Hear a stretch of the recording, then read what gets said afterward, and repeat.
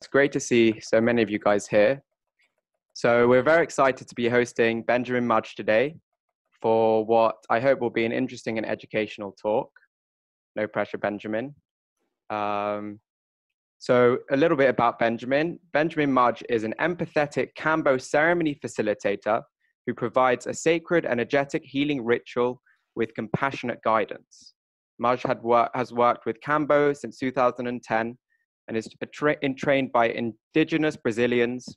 Amazonian tribes revere this frog as sacred, and Mudge facilitates a truly sacred ceremony incorporating indigenous spiritual traditions, intention, prayer, and sacred music. So before I hand over to Benjamin, I just want to mention one thing, which is that here, us at the Oxford Psychedelic Society love putting on events such as these. However, we do rely upon donations to keep going. So if you are able and willing to donate, we'd be very grateful. And you can find our PayPal. I think we'll post it on the chat now, or you can go to the event page and you can find it there. So now I'll pass over to Benjamin. And if you have any questions, we will be taking some questions at the end. So yeah, over to you, Benjamin. Great. Well, thank you very much, Yuri and Rain and Kara for having me. I'm excited and honored that you're inviting me to talk about this topic, which is something I'm very passionate about, not only just the frog itself, but the whole story around it. So I am going to do a whole bunch of slides with this talk. I've just run through my presentation. It's probably going to go a bit over time. I hope that's okay. There's a lot to cover, and I think it's valuable if I can go into depth on this topic. Yeah? So I'm going to share my screen.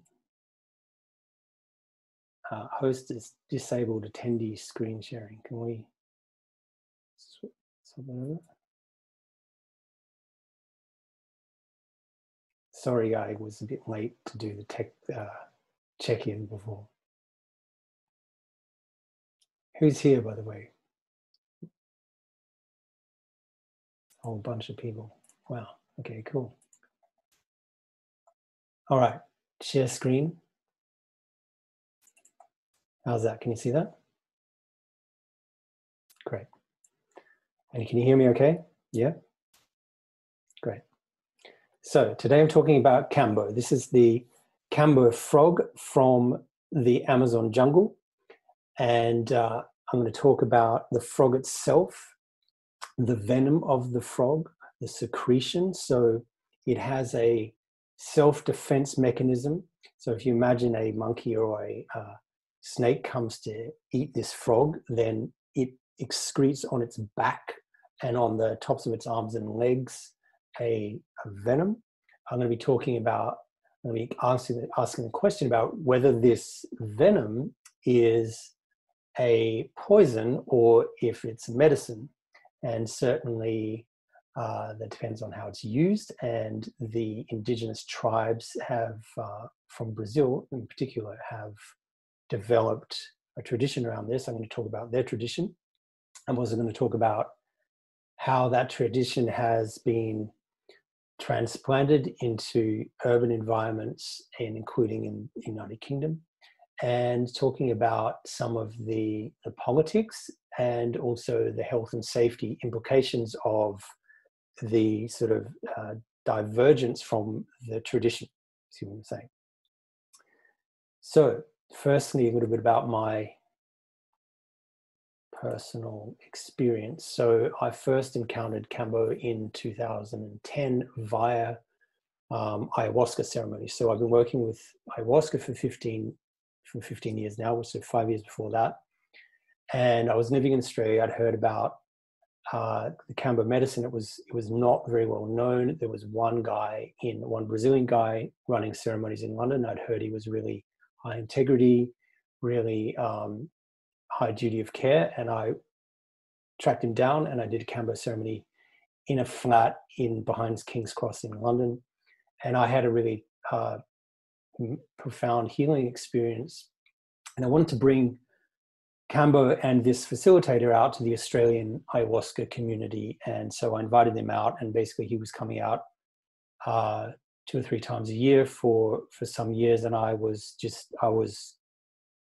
escorting him and basically organizing ceremonies, co-facilitating, assisting him. And in the process, it became like an informal apprenticeship. It was not something that I ever intended to do to give to someone else. I was always doing it from wanting to have the Australian community benefit from this other medicine. But I learned a lot about it. So after about 5 years, a Brazilian friend of mine was really sick, and he said, look, you've got some Kambo, can you give me a ceremony? So I just did it. And then he said, you know what, you've got an affinity for this, you should run ceremonies. And this happened a few times. And then I started to take it a bit more seriously. And I went to the Brazilian Amazon, learned from the Indigenous. The photo in the middle was the first time that I met the frog, and it actually climbed on top of my head and felt like a big blessing. And I went further up into the jungle with the Huni Queen tribe, and there I learned about their relation with the frog spirit, and also how to harvest the venom in an ethical way that respects the frogs. And I've been running ceremonies in Melbourne and in London for the last 3 or 4 years. And in the process, by the way, I've had about 150 pontinos, and which are the dots, many ceremonies. And I've cleaned many buckets of vomit of other people, and I've learned a lot in the process. And what I'm going to be talking about today is the accumulation of knowledge that I've learned in that time. So firstly, some just facts. I know I'm talking to a university society here, so you might want to know the chemical facts. Well, basically this venom contains a very complicated mixture of peptides, and there has been some scientific study of them and a little bit of study of the effect in humans, the mechanisms. It is known, for example, that they have some of them are antimicrobial, some of them work on the opioid receptors, some of them work on the adenosine energy production systems. But basically, there is really not much known. It's not properly understood. And it certainly, in my opinion, the scientific attention that's been given to this does not warrant the anecdotal evidence of the benefits of it. So I'm not going to really dwell on the science, because one, there isn't enough, and it can't really explain the whole story of Kambo anyway. So what I am going to talk about is the knowledge that I've learned from 14 different Brazilian indigenous teachers that I've had over the years, and other Western Kambo ceremony facilitators that I trust and I've learned from, and basically everything I've read. I'm going to give a summary of all these things. It's not 100% guaranteed to be factual. It's the best explanation I can give. So the frog's name, let's get this right for a start. So Kambo has got an accent circumflex, the little triangular hat on the O. It's very important to spell it correctly, partly because of the pronunciation in Brazilian. If you were to spell it without that, it would be pronounced Kambu, like bamboo, but it's supposed to be spelled Kambo, as in rhyming with elbow, and hence it's got that little triangular accent. It's also known as the giant monkey tree frog, or sometimes the giant waxy monkey tree frog, or the blue-green monkey tree frog. The scientific Latin name is Philomedusa bicolor, and bicolor, i.e. 2 colors, refers to the blue and the green. Now, the indigenous tribes of the Acre region of Brazil, they call it either Kambô, Kampung, or Kampo. Now, they all know what you're talking about if you say Kambo, and they are basically derivatives of the same basic word. Now, there is one tribe from Brazil, from Peru, and Peru is a Spanish-speaking country as well as originally, obviously, indigenous languages. The Matses refer to it as sapo, which means toad in Spanish.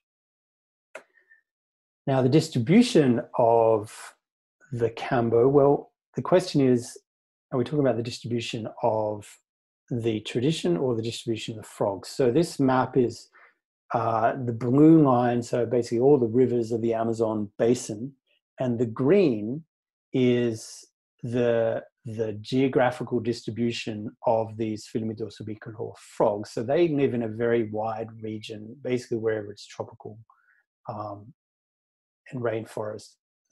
Most of that area, they live there. However, the yellow circle is the very small area, it's not very small, but the relatively small area where tribes have built a tradition of using the venom of this frog for medicinal, spiritual and physical purification purposes, right? Now, by the way, pretty much everywhere where it's where there is an Amazon basin, and actually up into Colombia and Venezuela and Ecuador, and an even wider area is where ayahuasca has been drunk by about 80 different tribes, we believe, over possibly, the speculation is a few thousand years. Well, the Kambo tradition seems to be much newer than that, maybe 500 years, something like that. And it's only in this small number of tribes, right? Now, some other tribes in recent years have taken on this tradition, but the tradition comes from this small area. Okay, so these tribes are people such as the Ashaninka. I'm talking now about the tribes from the Acre region of Brazil, the northwestern corner of Brazil, just near the Peruvian border. The Ashaninka, they're one of the custodians of the most sophisticated knowledge of ayahuasca and plants, and that in the middle is Benki Pianco, who's a rainforest activist and was actually speaking at UCL last year. The Huni Queen tribe, and that's Chani Kakuru, who comes and does concerts in the UK as well. The Katukina tribe, the Kuntanawa tribe, the Buyanawa tribe, and the Yawanawa tribe. Now, all of those that I've just mentioned, they are from the same area. So some of the river basins will connect to each other. There's a lot of cultural exchange between them. There is some intermarriage, and also their language is similar in the same way that Italian and Spanish and Portuguese are similar Latin-derived languages. These have a similar root. So there's some connection, and there's a lot of exchange of knowledge, including the knowledge of the Kambo, right? Now, as well as that, a bit different is the Peruvian tribe who now speak a bit of Spanish as well. They're called the Matses. So they definitely work with the Kambo frog, but they don't call it Kambo, they call it sapo. And they have a different methodology. And it's important to remember this when I'm going to come back to that later on. Now, the Kambo is very much like a partner tradition with the ayahuasca. So these photos are from when I went up with the Huniquin tribe, and there was their page, i.e. what we call shaman, basically. The guy in the green shirt, his name is Tanert, and on the left, he's cutting down the ayahuasca vine. So, for us to all do a big ceremony together, and so he's cut that down. We got that cooking. And while that's cooking for like 24 hours, he goes, okay, right, now I'm going to give you a Kambo. So the Kambo is given as for one of the main reasons why it's given is to prepare for the ayahuasca. So to do a purification of your physical body and your spiritual body and your emotional feelings as well, to clean that before you meet the ayahuasca. So the ayahuasca is often referred to as a rainha da floresta, which means the queen of the forest, and the Kambo is called the king, or Hey Kambô. Now, right, so both of these things are considered very sacred and very important to these tribes. So this is some jewelry that was made by women from the Katukina tribe.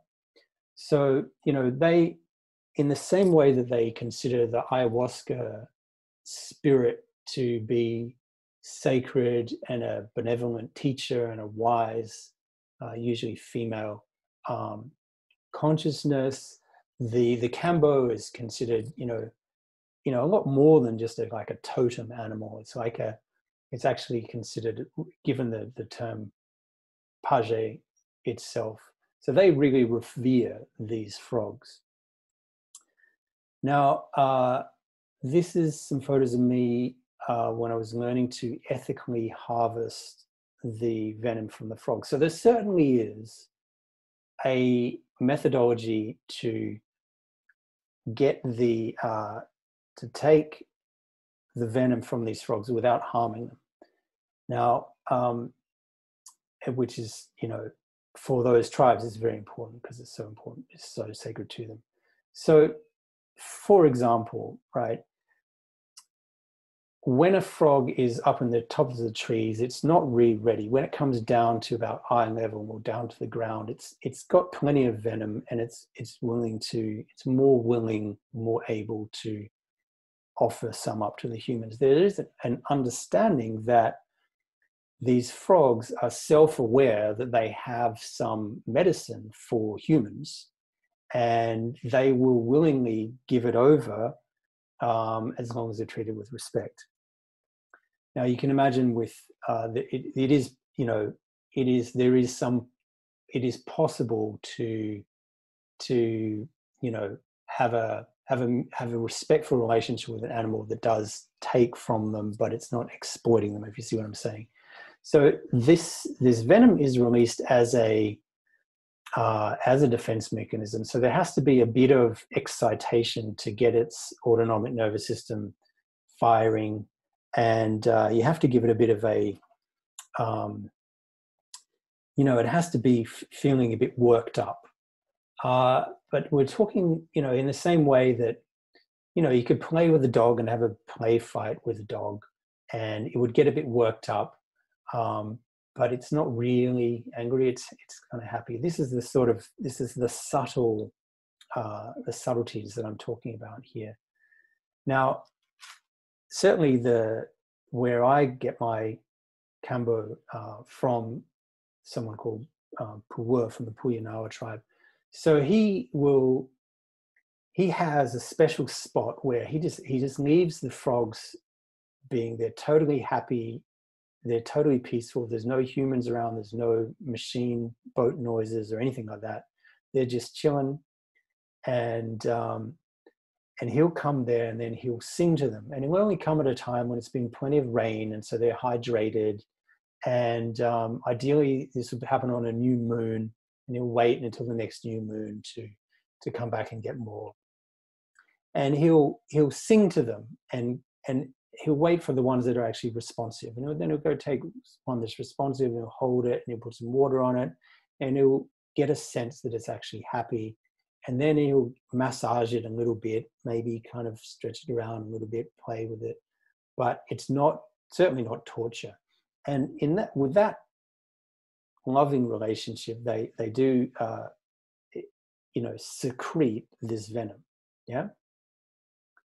Now, this is very different to some of what's going on, which I'm going to talk about later, but it is possible. Now, then the venom gets put onto these paletas. So there's on the left, there's 4 different paletas from 4 different tribes from Brazil. And on the right, you can see close up, it looks a bit different depending on the frog and how it was dried and stuff like that. But it's like, it dries to be like a hard, kind of waxy kind of substance. And then when it's like that, it's just, it lasts for years, and it can travel around in someone's bag or in the post, and no problem. And then what you do is before applying it to someone, you just wet it and you just kind of scratch it, and it's good to go. So before someone, immediately in the like 15 minutes before someone receives the Kambo, then in these Brazilian traditions, they will drink a lot of this drink called kaisuma. So kaisuma is a diluted soup made from mandioc, a root vegetable with the skin peeled off. And that mandioc is also known as cassava, for example. And then it's made, in their tradition, it's made by a young woman, and the young woman will spit her saliva into it, and then it basically has probiotics as well as this starchy soup, kind of like a broth, right? Now, this is it's very valuable, because the more liquid you have in your system, the more you can flush out toxins. But this is also alkaline, and it's also sticky. So alkaline means it draws toxins out because of the pH in the gut compared to the lymphatic system. It will draw the toxins out from lymphs into that, and then it sticks to them because it's starchy, and then that gets that cleans out the system, right? Now, you might have heard of people at Kambo ceremonies drinking like a lot of water beforehand. Well, that's not the original tradition, and I'm going to get back to that later. So, and we're talking about, for an average person, 2 liters of this stuff, and possibly more, or a little bit less if you're a small person. Now, then they take, and I follow, because I follow this tradition, this particular vine called the titica. And the titica, it just happens to burn holes really, really well. So they always use this one, and they believe it's got some spiritual significance to it, and I agree with that. And so holes, or what is sometimes called pontos or pontinhos, get burnt into the surface of the skin. So you can see these 3 people, they've got their pontinhos. This is just before receiving the Kambo. And we're talking about just the very surface of the epididymis. And it's like if you imagine a hard-boiled egg and you peeled off the shell, there'd be this raw, shiny underneath it, right? So the Kambo can be applied after it's wet, and then it gets applied into these pontinhos, and it soaks in. So it soaks in because there's a hole in the skin. It can soak in and go into the lymphatic system, into the nervous system, and eventually into the bloodstream. Traditionally, men receive it on the upper arm and women receive it on the lower leg. That's the majority of cases. Some of the tribes of Brazil also apply it bang in the middle of the spine, the bottom of the spine. And those are the areas that are considered safe by my Brazilian teachers. There is some significant divergence from that in the Western traditions. I'll get back to it later. Now, if you have it on the arm or the leg, it makes a subtle, it basically does the same thing, but it has a bit of more of an emphasis. You could say on your yang if it's on the arm, and more on your yin, and also more on your reproductive system if it's on the leg, right? But it's fine for women to have it on the arm if they want, and it's great that men work on those issues on their legs as well.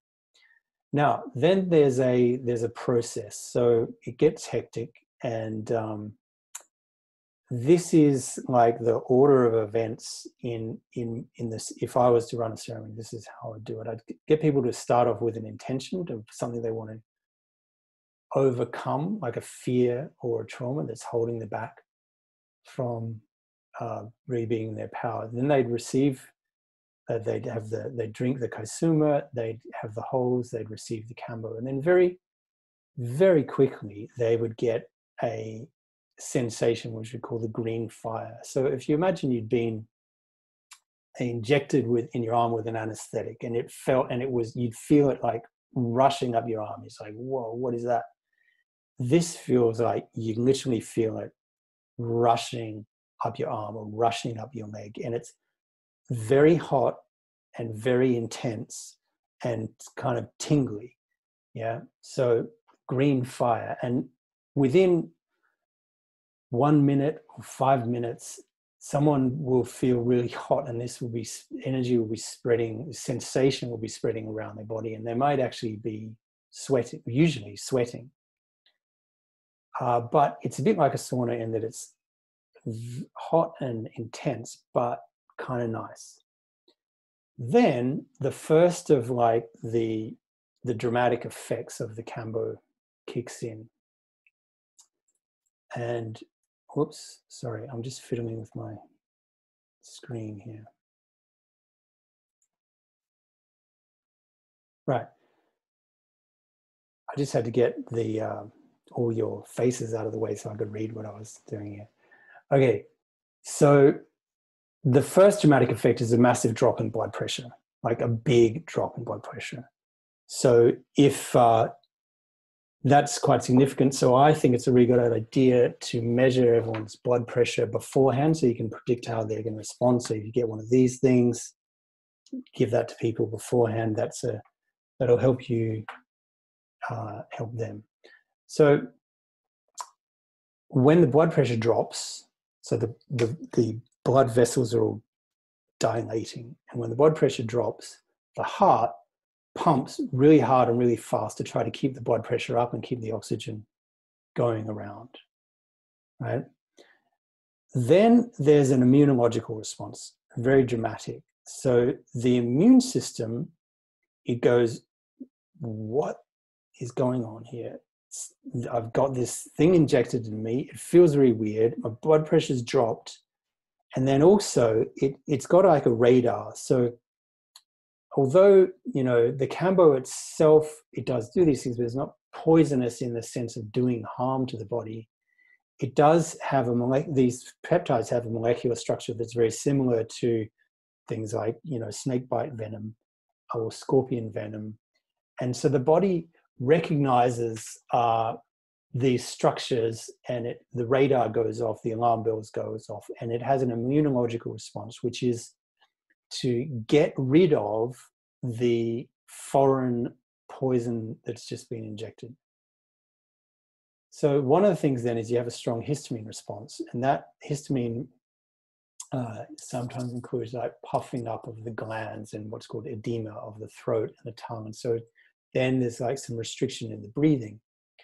Then with the puffiness from the histamine, puffy face, very common, puffy lips, sometimes puffy ears, puffy fingers.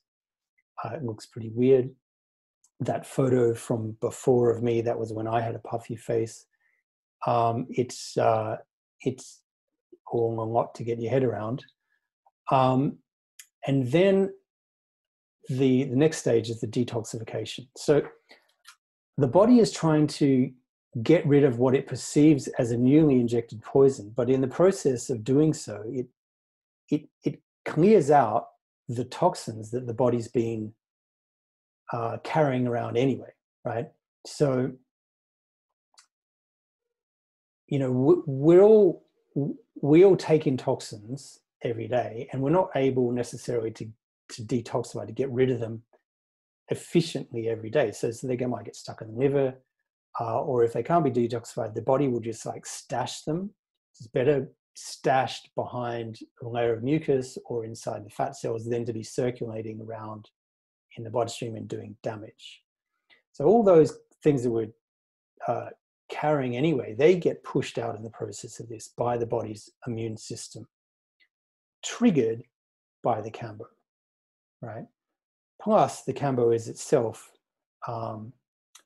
in itself, it's a cleansing agent in that it's cleansing the it can get in and clean. It's antiseptic, so it can clean the lymphatic system, for example. Yeah, but you're pushing this out. If anyone's ever done a detox diet, you will know that after you've been fasting for a few days, you start to feel really sick, and that is the toxins coming out naturally. Anyway, yeah, yeah. So,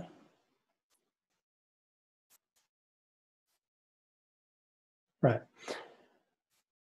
One of the things that can happen sometimes is seizures. They look a bit like an epileptic seizure. Basically, people really shaking, having some kind of emotional discharge of their nervous system. And, that's something that needs to be taken care of. But in almost all cases, people say it's actually quite a liberating feeling. Now, often people faint from having excessively low blood pressure. And when I say often, I mean, certainly with me, it's about 1 in maybe 1 in 6 or something like that. With all of this weird stuff going on, and also, by the way, when you get low blood pressure, your cognitive function gets very confused and vague and kind of blurry. And so all these things going on, you're feeling sick. Well, the natural, human emotional response to this is to think that you've been poisoned. And, to go, what has this guy done to me? This is really, really stupid. And to have an emotional reaction to that, a sense of impending doom, and that moment, often people really, they hate me in that moment. And I say to them, you know what, that's okay. That's actually part of the process. Then comes the purging. So the purging is the getting the toxins out. So that includes usually, but not always, vomiting, usually but not always a bit of diarrhea, usually some sweat, then also some mucus and tears as well, but mucus from the nose. And if you happen to be a woman on your period, then there can be excessive menstrual bleeding as well. So all these things are carrying toxins out of the body, but they're also releasing energy out of the body and trauma out of the body. And that's the subtle things that I'll talk about later. And if you've had food poisoning, if you vomit, you feel like you're kind of there, you're present, and you're actually cleansing. But then there's this, what also happened for some people is the turbo vomit. It's like they started vomiting, but then it kind of just comes in a big way, and it feels like a bit out of control, as if they've lost, kind of been taken over. And it's a sensation of the frog has actually taken over the body and is doing the purging for that person. And that can be quite liberating, actually, for people who have to really tightly control their life. They have a very stressful life or whatever. They have to really hold on to that, kind of to just be forced to let go because the frog is taken over. It can be very liberating. So these are all these hectic things that go on.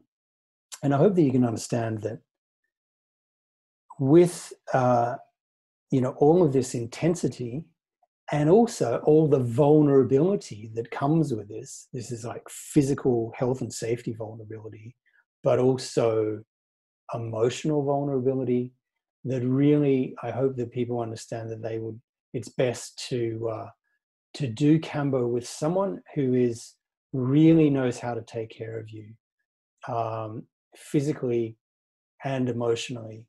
Is going to be really sensitive to your process. And if I've heard a lot of stories of things going wrong, and but I've also heard a lot of stories of people having really deeply healing emotional processes, like you would in psychedelic assisted psychotherapy, that it gets intense, but if it's well cared for, then it can be really healing on a deep emotional level, right? So after that hectic stuff, I would take off the Kambo from the Pontinos. I would seal it with dragon's blood, which is basically a rubber sap that looks like blood. It's dark red, from Amazonian trees, and it's antimicrobial in and of itself. So it's a good sealing to seal the holes, but also it's antibacterial. So that's great. Then someone would rest for half an hour to an hour, maybe 2 hours. And in that time, they usually have gone to the toilet, of course, at some point, but they're resting now. And it's really good to be just peaceful and allowed your emotional processes to keep running and not to get chatty, to just like, just let come out whatever feelings are coming out. Yeah. And then to cleanse out the last of the junk out of the digestive tract, I give people a glass of water with some zeolite clay, which is like porous detox thing as well. It doesn't have to happen, but some antihistamine or liver supporting herbs and nutrients like vitamin C can help the body to just keep going with the detox process. And vitamin B is good for supporting, the liver to turn it over and so on. Sananga eye drops are, I think, the perfect way to finish it. There's another cleansing eye drop from the Amazon. It's good to move after you've rested, to move around, to move the lymphatic system, basically. Yeah. And then when that's happened, I'd suggest people have a shower to just cleanse the toxins off their skin, and also to cleanse the complete the emotional process. Right. So here's the Pontinos, like before and after, for example. So the guy on the left, they're the holes, and then afterwards they've been sealed with the dragon's blood. That woman in the top middle, she's just had it applied. You can see it's wet, but it dries off, and then you can have a shower with it and all that sort of thing. So again, the woman right before and after. The Pontinos, they fade over time. So the woman on the top left, that was the day of having the Kambo, and then the net photo below is like about 2 weeks later.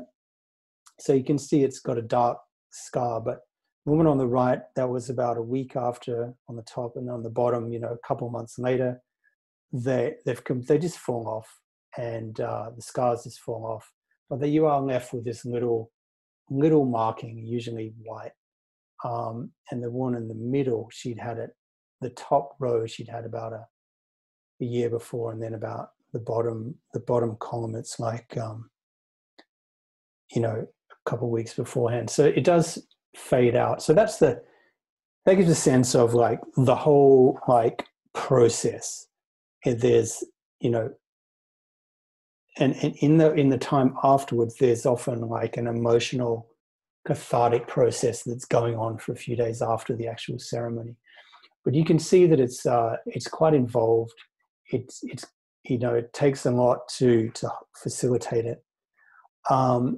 But yeah, it's quite an ordeal. And, the obvious question is, why in the hell would anyone in their right mind want to do such a crazy thing, right? So that's what I'm going to talk about now. So, well,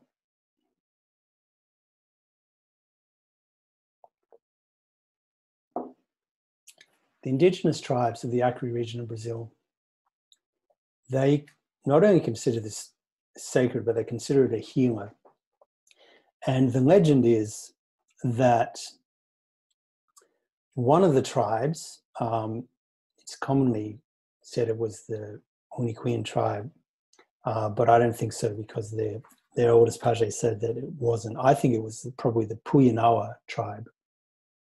But anyway, one of these tribes, some hundreds of years ago were dying of a mysterious bacterial illness which none of their traditional medicines could heal. So their page went into an ayahuasca ceremony and asked the ayahuasca what to do. And the ayahuasca came to him in a very clear vision, holding out one of these frogs and one of those little twigs, right? And explained to take the venom, burn the holes, to apply the venom in the holes, and that would be medicine to clear the sickness. And, you know, they know that there's poisonous frogs, and, you know, basically it's a pretty crazy thing to do, right? To put frog venom in you.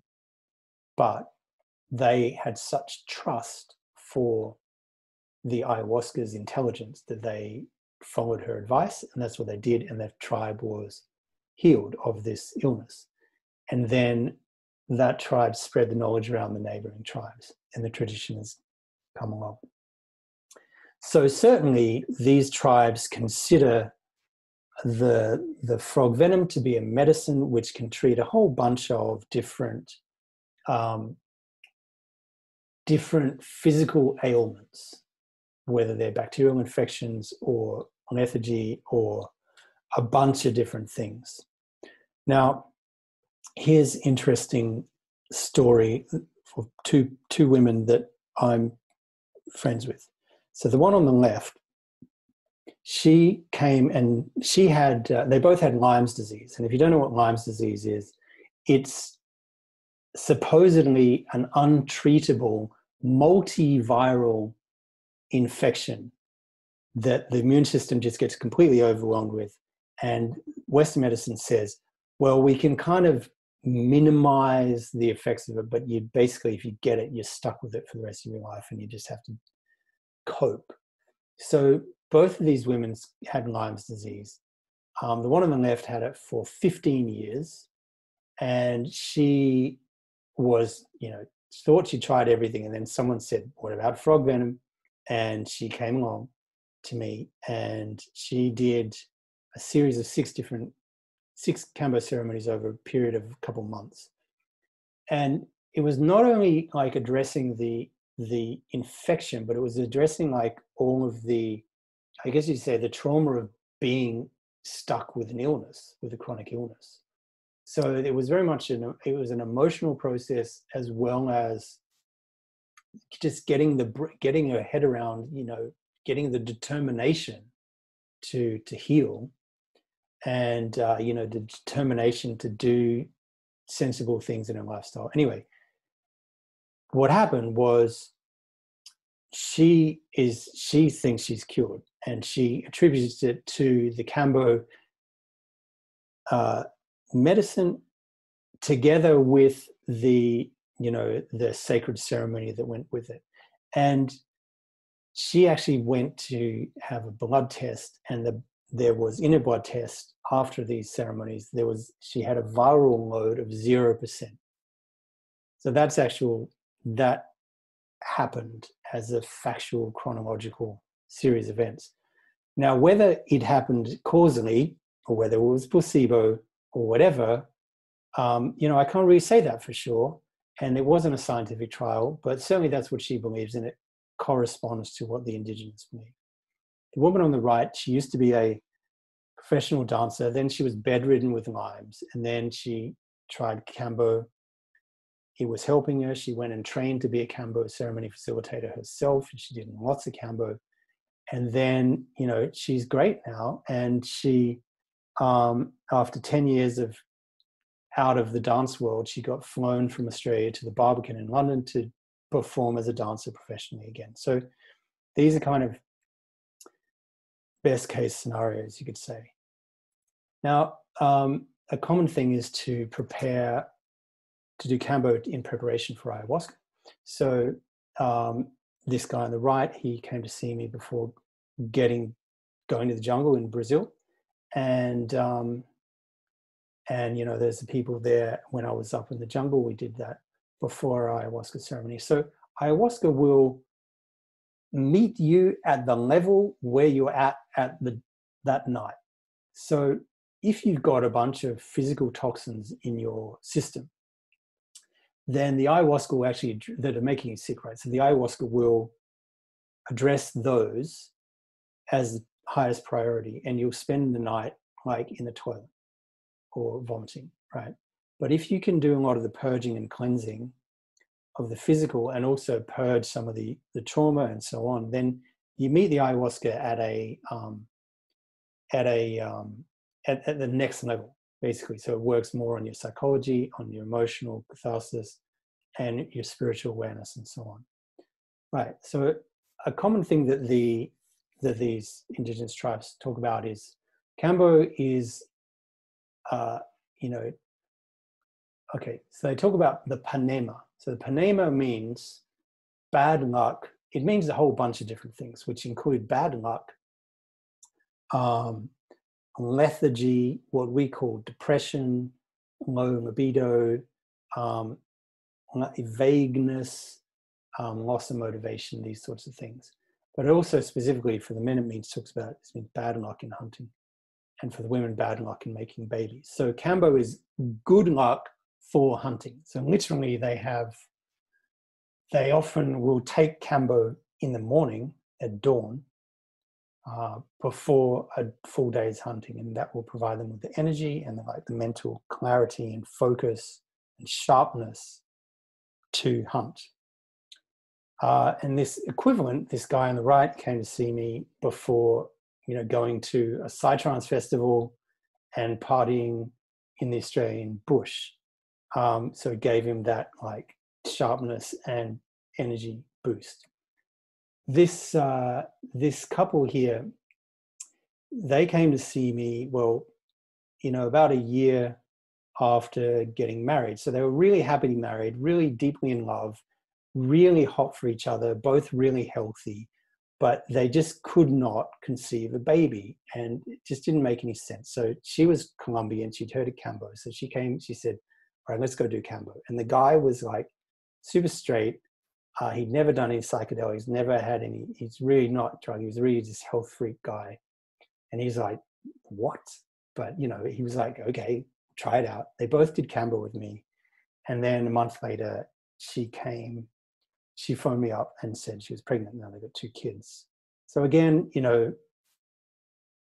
was that causal relationship? I don't know. I don't know for certain. We can't say that for certain, but it does correlate with the indigenous belief, and I think that's interesting.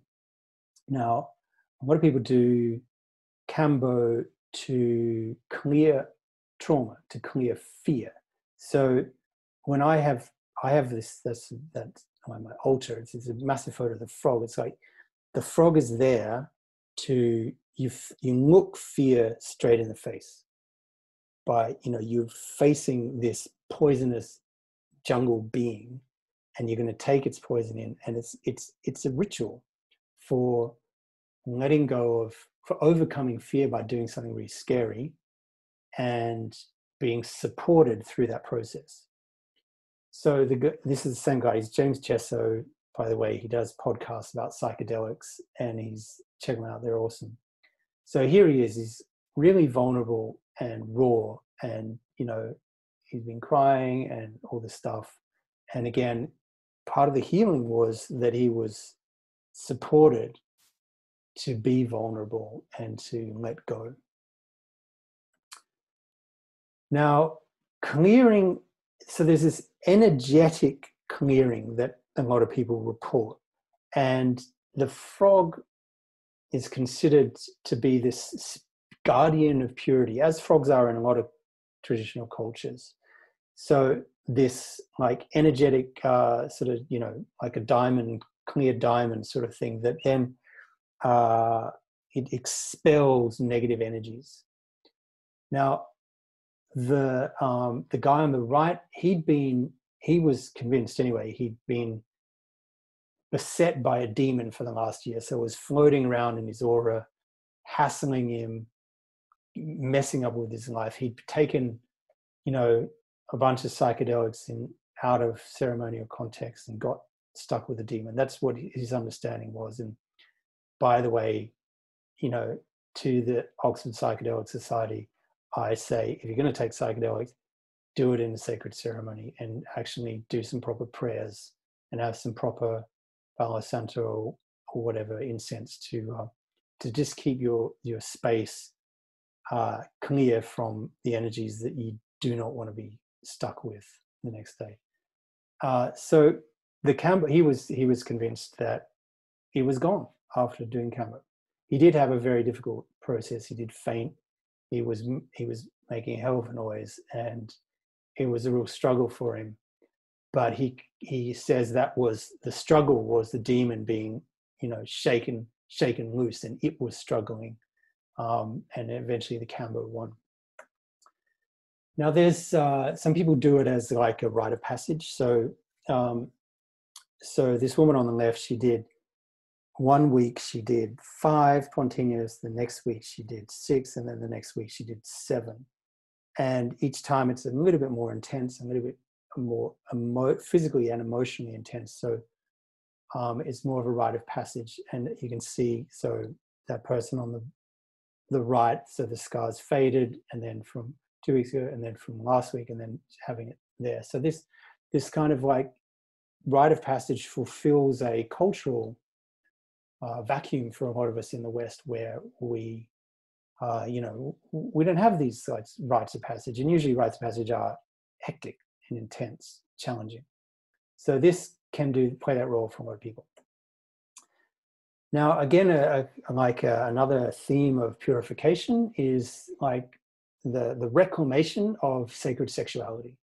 So Kambo, as well as being good for like fertility, cleansing the womb, that sort of thing, these people all did it to get their sexual energy back to its kind of pure original state.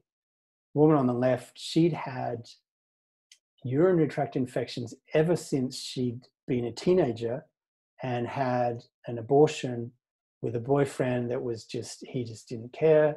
And then her Catholic parents shamed her.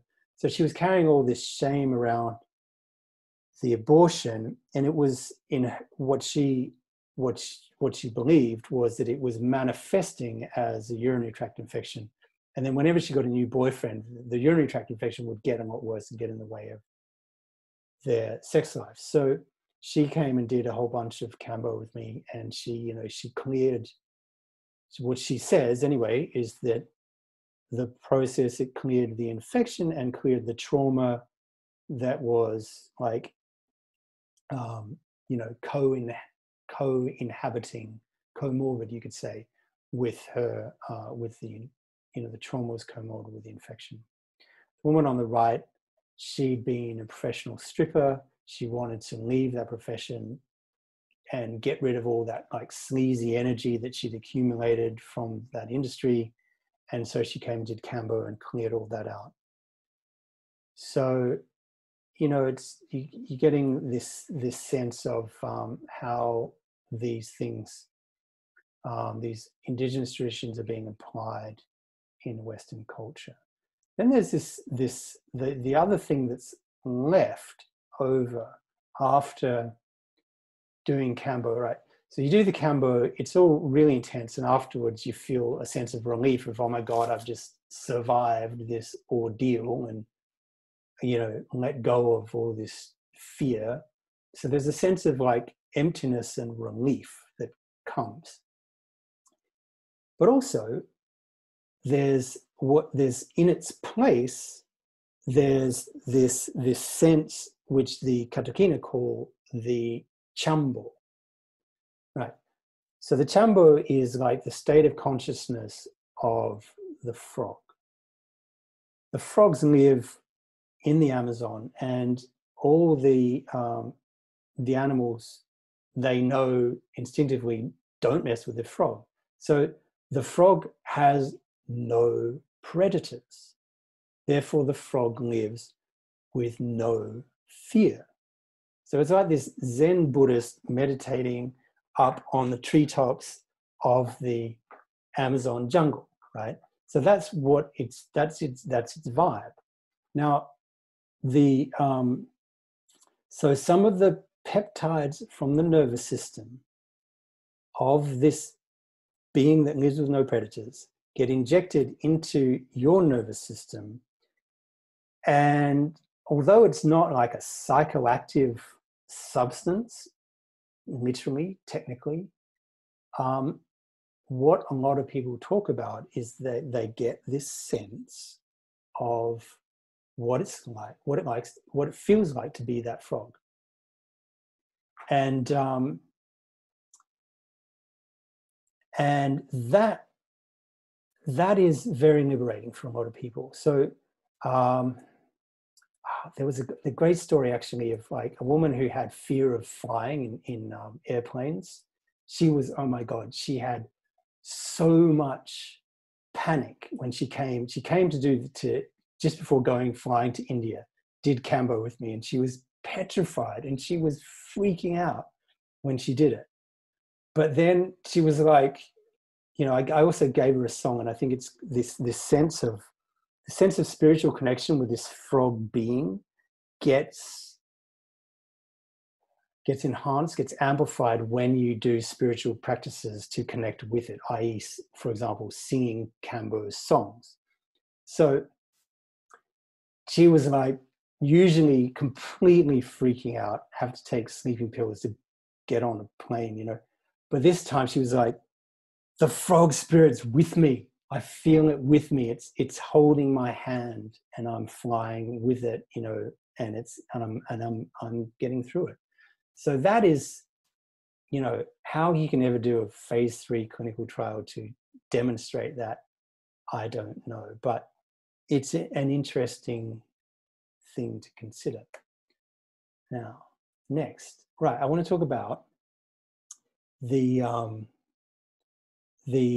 journey of this frog from the indigenous traditions into the West and what's happened as a result.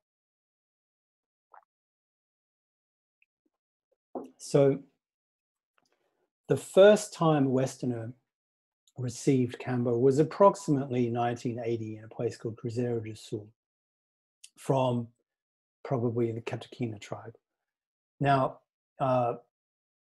in that area, a few people started, you know, more and more people received it, and then a few people trained with it, and then they were taking the medicine around, or they're taking the tradition, I should say, around in that area of Acre.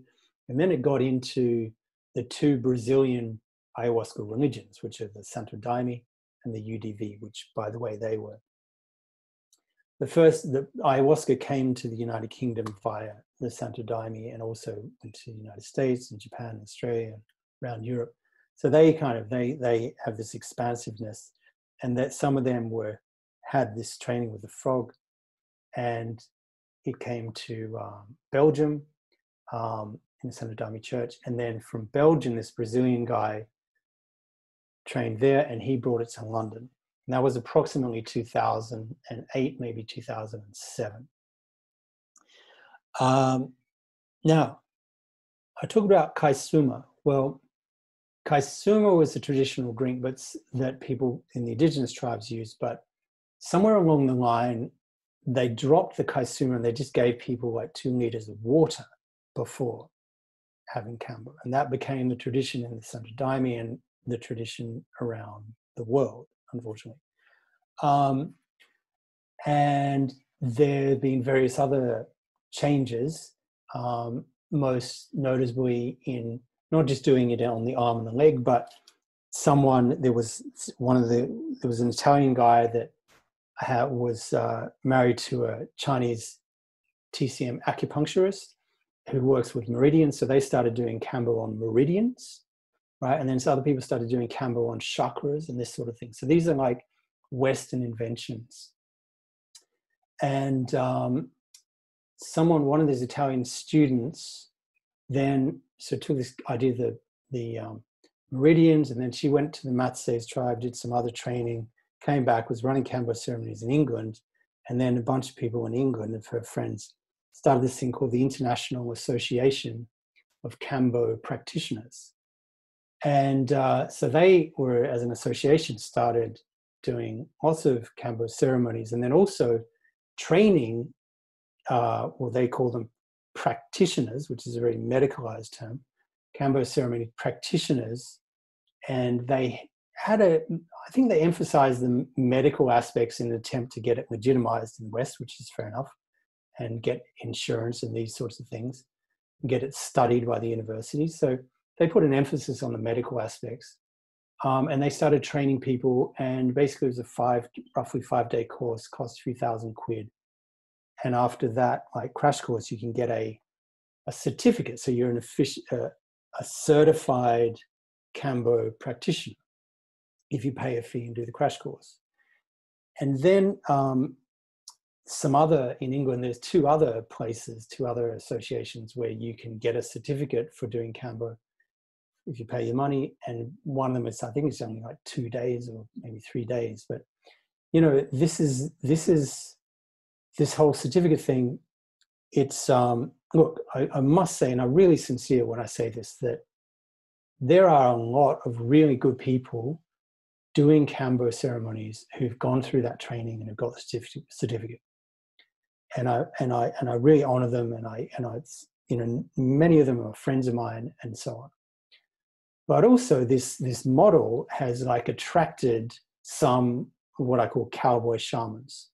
So this whole like concept of shamanism is a bit trendy in the West, and to meet that demand, people, it's a good business opportunity. And particularly if you can just buy Kambo medicine from the internet, get a certificate, declare yourself as a shaman, and with like 5 days training and never been in the jungle, it's a good way to make some shamanic money. And the potential problem with that is that it could attract people who are not in it for the integrity, not in it. They don't have I think it takes a lot of emotional maturity to be able to facilitate when someone's vulnerable and vomiting on the floor, to actually really take care of them. It's a big thing, and I don't think it's can be taught in 5 days. It took me 5 years, So anyway, but there's a mix. So just be aware of that. Now, I'm going to give a bit of a constructive critique of some of the things that can go wrong. How to avoid them. So the big thing is the most kind of obvious thing of Kambo is the drop in blood pressure. So it's quite common that people can faint on their way to the toilet, for example.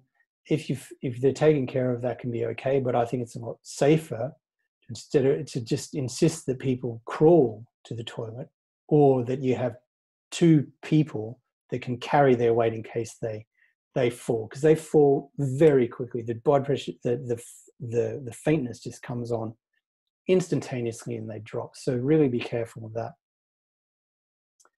And with a blood pressure meter, you can predict if that's going to happen or not as well. Now, this puffy face thing, right? So believe it or not, this is the same woman. She's normally, on a good day, she's a model, and this is what she looked like, 45 minutes after receiving Kambo from me, with this massive histamine response. Now, afterwards, the next day she was looking even more gorgeous, but it was, not fun for her at that time. And it's something certainly to be aware of. It can be, I help people with that, with there are some herbs you can take, and vitamins, and over-the-counter antihistamine if necessary. Now, then there's this phenomenon of the basically when someone feels more sick after Kambo than they did before they went in. Now, this is tricky. Well, how do I analyze this? Well, how I analyze this is they didn't complete their cleansing process. So quite often people will receive Kambo and then they'll start detoxing. They'll have a bit of a vomit, but then it'll just kind of fade out, and they'll be stuck with this feeling of like food poisoning in their stomach. And the next day they actually feel really deeply ill, like toxic. And what I believe is going on there is the toxins are being released from this kind of safe storage areas of the body, and then they're in the bloodstream and the liver. So they're actually poisoned by the poison that was already in them, but on its way out, and got stuck on its way out. And the solution to that is usually to give them more kaisuma and to give them more kambo, so that they have more of a vomit. And ideally the vomit will be green, because that's the bottom of the stomach where the bile is. And anyway, there's processes around that. And also the other, the zeolite clay and stuff like that is helpful. But if someone doesn't really know how to gauge these things, how to take care of someone, or if they give them loads of kambo and they don't, they cut the ceremony short, basically, then they could feel really sick. Now, of course, that person then goes to a Western doctor. The Western doctor is going to go, you had frog venom. Well, the reason you are sick is because of the frog venom, i.e. the frog poisoned you. So that's, of course, how it's going to be interpreted in Western medicine, right? So, the indigenous tribes, they know how to avoid this, and they're really disappointed that the frog is getting a bad name because of the lack of understanding of the practitioners. Now, here's another intervention, as I said, this whole concept of, hey, you want to do cleansing? Well, how about do cleansing on your heart chakra? Because that, open your heart, man. It's going to be great. And it all sounds very romantic. And,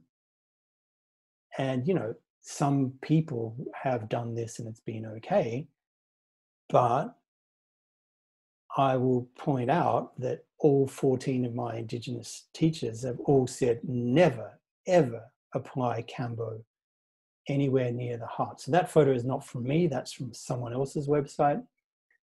And so when something like that happened in Australia, this woman died of a heart attack, unfortunately, sadly, in Mullumbimby. And she was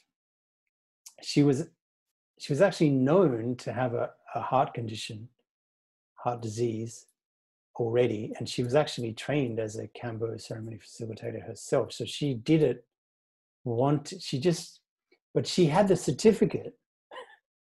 And this is the thing, she had the certificate and she was doing it. But anyway, certainly if she'd have followed any of my 14 teachers' advice, that wouldn't have happened that day, right? So this is an example of indigenous tradition being broken and it having ramifications. But of course, the Australian press and the Australian police blamed it on the frog venom itself. And then this has caused legal problems in Australia. And who's getting a bad name? The frogs and the indigenous, because of course the kind of Eurocentric thing is like these crazy indigenous with their hocus pocus magic potions, do these insane things and end up killing white Australian people and so on. So that is an example of a deviation that's really backfired. Now, there is, as well as that, there is one situation in Italy where a guy bought a paletta of Kambo from the internet, gave it to himself. He'd done it a few times, he'd been fine, but this time he gave himself a big dose. He was just lying in his bed, and he had an undiagnosed heart condition, and he had a heart attack. He just sort of stopped basically from the massive low blood pressure. So, all the Kambo, all my teachers all say never do Kambo on your own. Always do it with someone that can, just take care of you. If there's a problem, if you faint, put you in a recovery position, all that. Now, and again, of course, they blamed it on the Kambo, but is it just the misuse of the Kambo? Now, you know, if you went to a gym, there are people at a gym, and if you do bench presses and you've got a weak heart, you might get a heart attack. But is that reason to close down every gym in the country? Or is it reason to just be more sensible and to have some safety protocols? So I think really the most sensible thing to do, and this is what I do and I advise to all Kambo facilitators, is to get one of these, a defibrillator, which they have at every gym.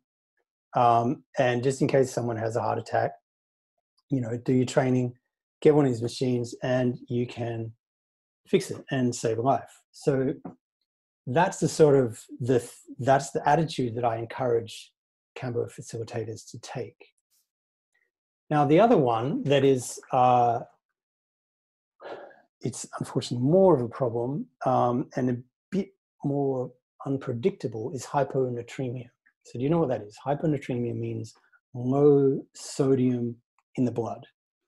Now, so you know about electrolytes. So for example, if a marathon runner is running an entire marathon and all they do is drink pure water, then they'll probably keel over and die before the end of the marathon, because they're sweating so much, the sodium gets released from their body. When there's no sodium, the kidneys can't work, and also the like osmosis to the brain, blood-brain barrier goes all wrong, and the skull gets full of blood and it squashes the brain, and people go into coma. So you might have heard of Leah Betts. Back in the early days of MDMA, ecstasy, this schoolgirl took MDMA, was at a nightclub, and then she died of hyponatremia from dancing all night at a party without and drinking lots of pure water with no electrolytes. But of course, the press blamed it on the MDMA, but it was the water that killed her. So in this situation in Poland, someone died of hyponatremia, and you know, they blamed it on the Kambo, but it was actually the water. Someone died in the same story in Florida, in the United States, blamed it on the Kambo. It's not the Kambo. It's the misunderstanding of the protocol, and this has happened almost. Well, hyponatremia has happened in the UK and in Australia as well, and near death, but not death. But you know, this is a big danger. What's the solution? The solution is, I think, really simple. Just do what the Indigenous do. The Indigenous do not use water. The Indigenous use kaisuma. Kaisuma is a diluted soup from a root vegetable, which in the Amazon jungle, with very fertile soil, has just enough sodium in there to prevent hyponatremia. It's also, by the way, much better detox because it's alkaline. It has the pH, like for the membrane between the digestive tract and the lymphatic tract. The membrane, because it's alkaline, it will basically suck the toxins out from the lymphatic system better. And because it's sticky, it sticks to the toxins. So it's much better. And so what I do is I make kaisuma from mandioc, which you can buy on this website, produtosbrasileiros.co.uk, or from a shop, or you can make it yourself. If you can't do that, you can use corn. It's a bit of extra effort, but it saves the problem. And then I add probiotics from a capsule as well. Okay, so those are the health and safety for the humans. And my next question is, what about the health and safety for the amphibians?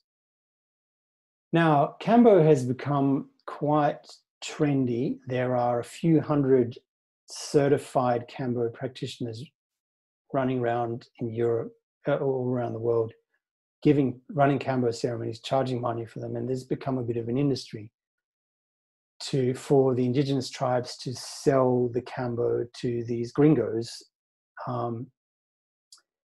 And while they probably all consider this frog to be very sacred originally, you know, these are colonized people desperate for money. And what's happened is in Peru, amongst the Matses tribe, there's a bit of a production line, like battery farming, in the same way that the, you know, chickens and cows in this country are mistreated. The frogs are getting mistreated as well. And they have this production line. It's easy to spot them because they all look the same. They all, the products look the same. They're wrapped in this banana leaf. They come like that. So you can know where they're from. And, you know, so this is where it gets really bad, right? This is where it gets really bad. So this is unfortunately a photo of a Kambo frog that is being tortured by someone from the Matses tribe. Now it's being strung up and stretched to the max. It's got things stuck up its nose, and they're basically, or they're literally torturing it to get it to secrete as much venom as possible, because it's angry. It's being tortured as you would if you were tortured. You would sweat a lot. If it's tortured, it's going to release a lot of venom.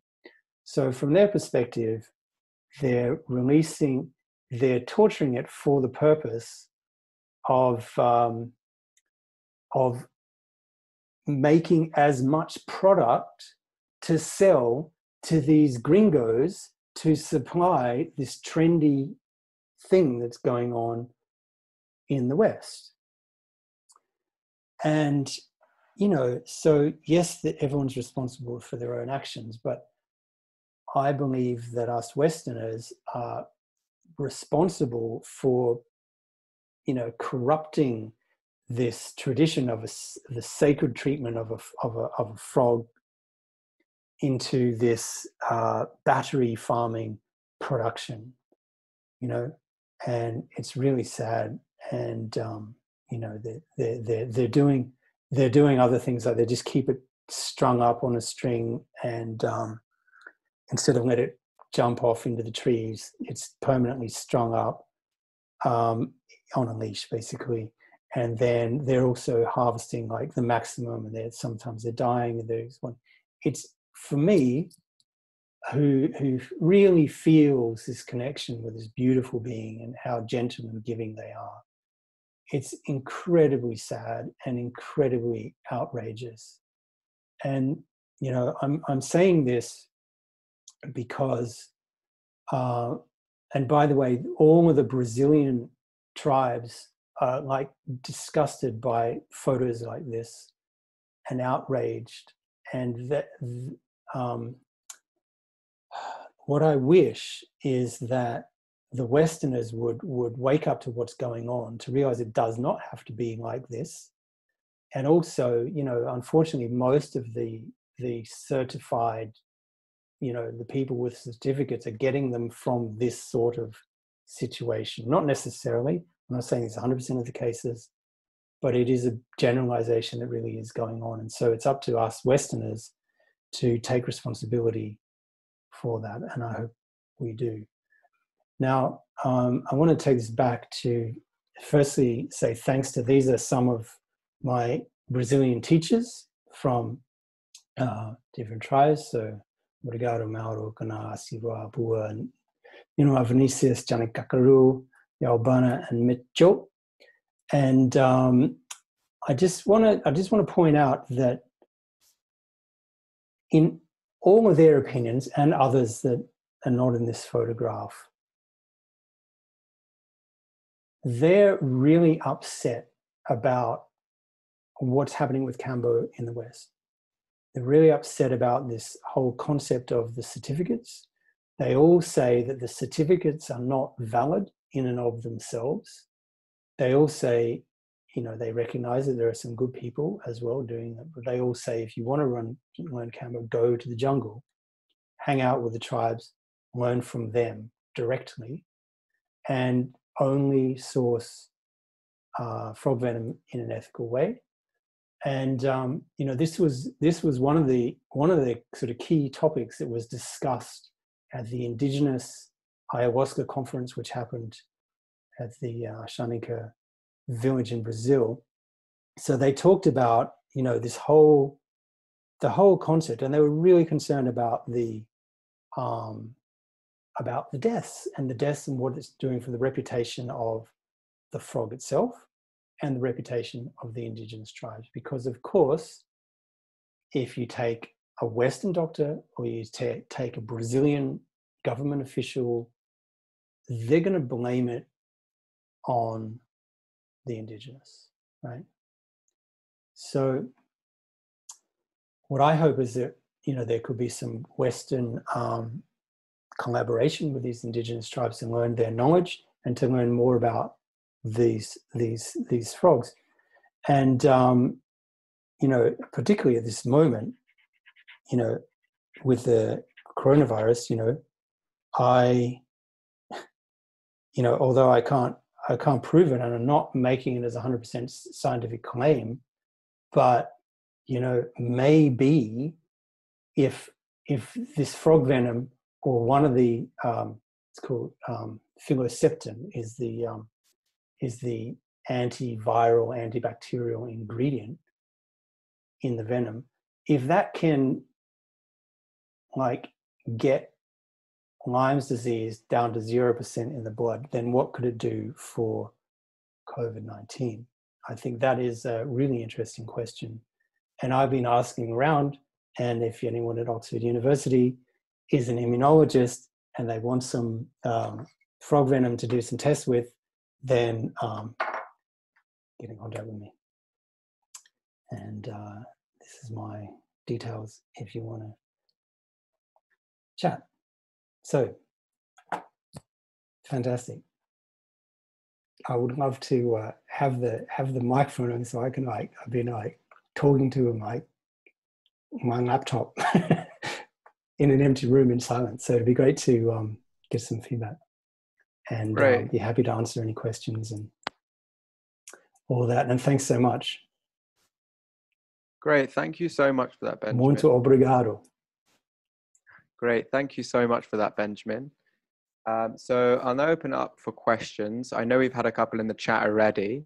Mm-hmm. We thought it'd be nice for anyone, if anyone has any questions who wants to say it out loud directly to Benjamin, we thought that'd be quite nice. So yeah, that'd be lovely. Yeah. So I've seen we have a question from Eddie. So Eddie, if you would like, then yeah, we would. Yeah, great. Thanks, Jerry.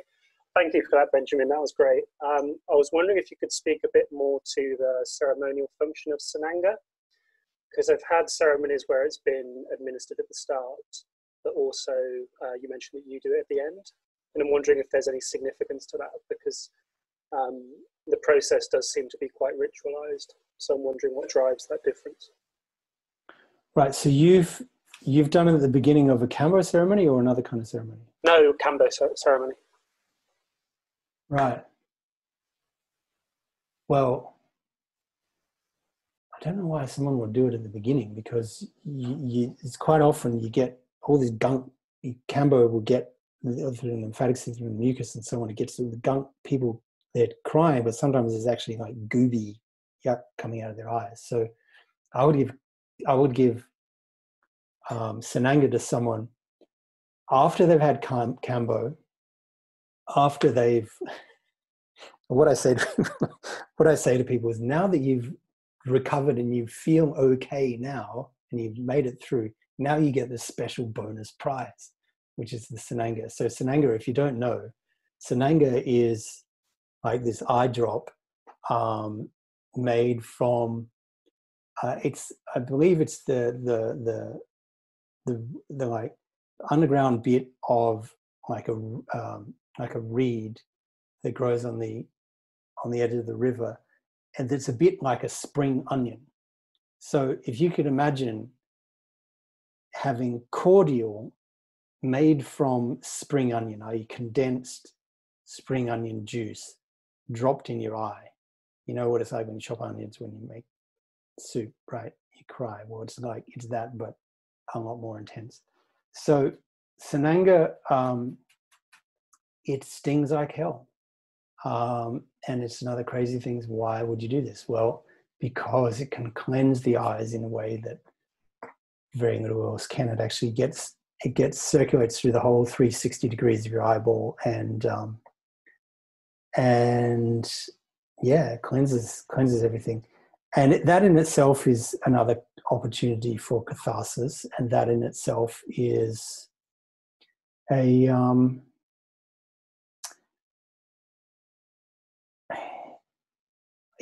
well, they say that it gives you a sense of, it helps you with spiritual vision. So certainly it helps, it's really obvious it helps you with the color perception. So colors become more vivid after Sananga. And there's like this sense of just everything's like sharper, but there's also this sense of like being able to perceive things that are kind of not quite tangible, but you can sense like what someone's vibes like, what their aura is like, if they're being honest. You know, it can kind of help you read between the lines, as it were. Yeah. Great. Thank you for that. We have a question from Rain now. Hey, Benjamin. Thank you so much for the talk. It was you're welcome. Thank you. Extremely interesting. So in the photos that you showed, the number of Kambo application spots, I think they were called Pachinos. Pontinos, sorry. They seem to vary between 6 all the way up to almost 20. So my question is, what determines how many of them would you receive during the ceremony? Good question. Right. Well, the obvious thing is like body size. So a big person needs more than a little person. But another thing is basically how sensitive someone is, how sensitive the nervous system is, how sensitive they are emotionally. So, and you know, some people are just really hard-headed, as it were, whereas some people are like really hypersensitive. Or, for example, you know, I asked if you go and if you take mushrooms, if you've taken mushrooms with your friends, do you need the same as them to have the same experience, or do you need a big dose, or do you just need a really little dose and you're all to have the same experience? Well, that is a bit of an indicator roughly about how much they need. Now, it's a bit of a, it's a bit of a negotiation with them, and also a bit of an intuition. But basically, what I do is I give them less than what I think they need to have the right effect. So there is, by the way, there is no such thing as an overdose of Kambo. There is a point of like saturation of receptors, and more Kambo than the saturation doesn't do anything, doesn't poison them. Humans have tested this. You know, like I've had one of my teachers, Mudge, he's had like 100 pontinos from the bottom of his arm down all the way like across. Now that is like, you know, that is ridiculous and hectic, like more than hectic. But from and there are some people out there that have got this whole kind of macho warrior attitude. Yeah, man, hit you up with big dose of Kambo, and you know, handle it, and you know, all this sort of stuff. And it's really, I just think, just a very adolescent attitude to the whole situation, and it's not what the Indigenous do. They're about, you know, giving you treatment, and yes, it should be intense and it should clear, but it doesn't have to be torture. So what I do is I give people, basically I figure out what I think is maybe they need say I think they need 5, then I'll give them 4. And then, so to err on the side of caution, and then I'll see how they're going. And then I might give them, maybe, you know, that'll do, and they've just had a big purge and they're done. But maybe they'll need a bit more, and then I'll give them a bit more. So, and then some people would say, there was, you know, there was one guy who'd had it on his leg, and he was like, he's this really strong guy, and he'd done lots and lots of ayahuasca ceremonies, and he could really handle it. And he actually just wanted to go like big dose and it was more about his, you know, cultivating emotional fortitude, basically, to be able to handle a challenge. And his constitution was very strong anyway, so he needed a big dose. But then there was the fortitude thing, which is why he wanted to basically be maxed out. And then, you know, I did that to give him some, gave him some more. Yeah. Cool. Thank you. Yeah. And there is this danger of not giving enough. So did that make sense, what I was saying before? So if someone's halfway through purging and then they vomited a bit, but they still got the toxins that come from out of their fat cells, out from, you know, the dark corners of their body, they're sitting in the stomach, and then you just leave them. And, you know, particularly it's very easy to do if you've got a big ceremony. If someone's got running a big ceremony and they're not paying proper attention to that one person, then that person can be left halfway through the detox process. They go home, the next day they feel terrible because they've been poisoned again. You see what I'm saying? Now, this is another thing I don't know if I mentioned it. I don't think I mentioned it, is I think the best thing to do is to give one person your undivided attention. I give them my undivided attention for their process, which is usually about half an hour, sometimes an hour. And there'll be you know, you can only do that with a certain number of people. But when someone's really, they get a lot more emotional benefit, and they get more health and safety if you've got all your attention on that one person. Yeah. Cool. Thank you so much for your answer. So our next question comes from the president of the Oxford Psychedelic Society, Clara. No problem. Hi, Benjamin. Thank you so much for that. I have 2 questions, really. One, what you think the main barriers have been to the research and why it's been so limited, and what needs to be removed to sort of enable it further. And slightly linked to that, if research does increase and say there's more exposure in the West and there's more of a sort of urge to increase its production, can this be detached from the industrial process, or do you think it needs to remain, sort of ceremonies ideally would remain within the Indigenous communities? Thank you. That's a good question. There's similar questions going on in the ayahuasca world, by the way.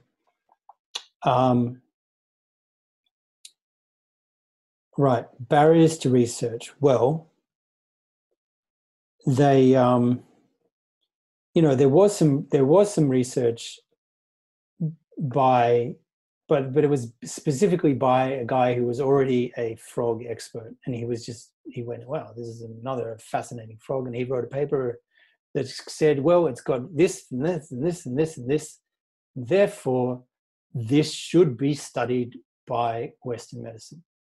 It's got so much potential for human benefit that it should be studied. And that was his conclusion, and no one picked it up and ran with it. Why? Well, you know, in order to fund research, you have to have not all, but most research is funded by, you know, the incentive to patent a product, to put it on the market as a pharmaceutical. And that's, I mean, it's just so complicated because there's so many different ingredients that do act on different receptors in this frog venom that I don't think they just knew how to handle it. And even if they did, could you patent it? So But yeah, I don't know. I mean, this might sound very like too spiritual, but I really wonder, if, for example, COVID-19 came from, it's only a theory, but if it came from the, one species, be it a bat that had a virus that jumped into a pangolin that then jumped into a human, and this all resulted from the exploitation of those animals and the mistreatment of them, then it would be a certain poetic justice for the medicine that could treat that illness to be another medicine which required the frogs to be well treated. Yeah. So there's that, and then can it be removed from? Look, I'll just say, really, what's the barrier? The barrier is because no one's stepping up. The pharmaceutical industry acts like the pharmaceutical industry, right? Most of them are profiteering, for want of a better word, mafioso. So but in research science, there are some golden eggs all around, and it takes a brave person with some initiative and ideally a laboratory to do any kind of innovative research, really. And so all it takes is just one person to just, literally take this and in the lab and do your stuff with it. That is what it takes. And once there's some results, then things get taken up, and whether or not they end up in mainstream pharmaceutical industry, it's a lot benefit can be achieved anyway, even if it doesn't go through the mainstream route, if it's just out there and if it's known. Now, can it be removed? Second question, can it be removed from the ceremonial aspect? Well, certainly in terms of the basic, antiviral, or antibacterial action, that, you could isolate the one or two peptides and put that synthesize that and put it into a pill. That could certainly work. And that's worth doing in and of itself, I think. But could it have the effects of clearing Panema, clearing sexual abuse trauma, clearing a demon? I just honestly don't think so. And there's been, when there's been plenty of people who've been to a Kambo ceremony with someone else, and then they've come to a Kambo ceremony with me, and I bring to my ceremonies, 15 years of experience in ayahuasca ceremonies, and I'm setting a sacred ceremonial space, having protection prayers, having a genuine emotional connection with these tribes. I mean, these tribes, they stay in my house when they come to the UK to do their concerts. These are like, there's something that's not, can't be seen under a microscope. There's more emotional, more spiritual, you could say, that comes with that. Also a great deal of empathy. It's deep as well. If, like, say you're the person at the altar receiving the Kambo in that moment, it's not just me, but you've got the other 5 or 6 people in the room. They're all just sitting there watching you, holding space for you, basically sending you love and compassion in that moment. And it's all these things add up together with the very strong, like, green fire purification energy of the physical process. It's not like one or the others; they work together, intertwined.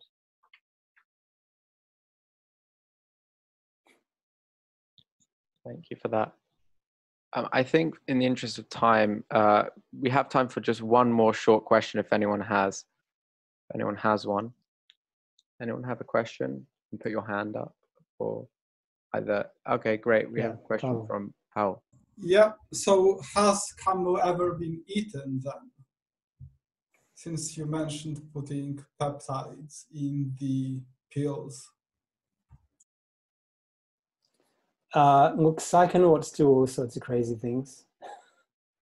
You know, people have tried snorting Kambo.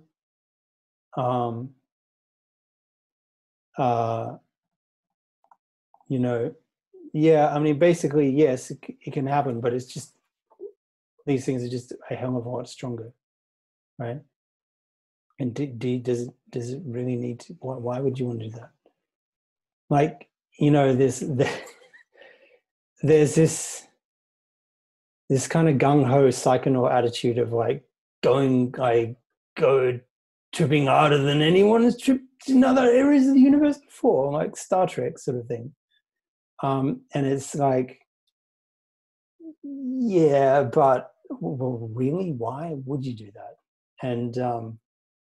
And in this case, it's fucking dangerous, right? Because you could just, especially if you did it on your own, you could faint, hit your head, vomit, all sorts of things, disaster. So, yeah, please don't go and buy this from the internet. You can, but please don't do it. It doesn't have to be me. There's people near Oxford actually that I'm friends with. Anyway, I'm not going to get into promoting this, but you know, there are good people all around. Sure, thank you. Cool, thanks. Okay. On behalf of the Oxford Psychedelic Society, I want to thank you very much, Benjamin, for talking to us today. I've learned a lot personally, and I've enjoyed the last almost couple of hours. Just quickly before I go, I want to mention to you guys that we have another very exciting event in almost just under a couple of weeks, which will be on Thursday, the 4th of June. We will be joined by Chris Timmerman from the Centre for Psychedelic Research at Imperial College London for an event titled DMT, Neuroscience and Beliefs. So yeah, we hope to see you guys there. And once again, thank you very much, Benjamin. And thanks great. Chris is an excellent speaker doing excellent research, fascinating research, by the way. And thank you so much. I really love talking about this. It's obviously something I'm passionate about. I really appreciate you organizing this and putting it online as well. So I'll say what the Huni Queen say is their way of saying amen. I say, haush, haush. Great, thank you.